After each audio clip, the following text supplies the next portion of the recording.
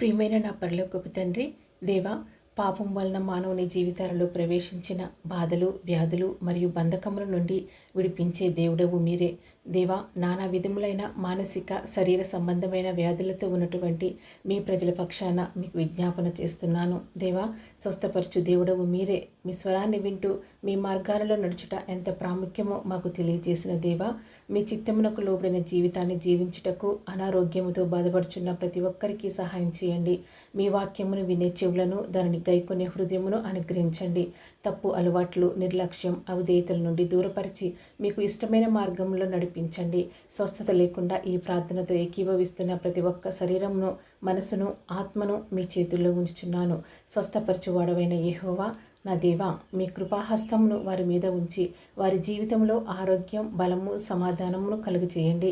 సరైన ఆహారపు అలవాట్లు లేకపోవటం వలన కలిగిన అనారోగ్య సమస్యల నుండి మీ ప్రజలను కాపాడండి. పోషకాలు లేని ఆహారమును తీసుకుంటున్న వారికి అవసరమైన మంచి ఆహారమును వారికి దయచేయండి.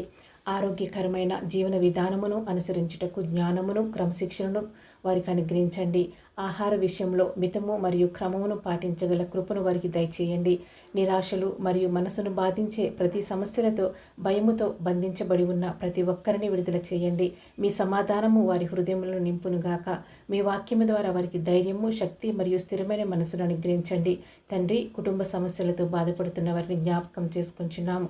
కలహములు, అపార్థములు, విభేదాలు తొలగిపోయి ప్రేమ, ఐక్యత మరియు క్షమాపణ వారి కుటుంబాలలో నిండియుండునుగాక.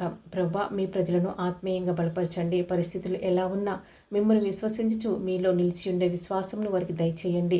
దేవా, మీ ప్రజలు సకల బంధకములు, సంఖ్యలు, వ్యసనములు, శత్రువు కలిగించిన ప్రతి ఆత్మీయ ఆటంకము యేసుక్రీస్తు నామమున తెగిపోవునుగాక.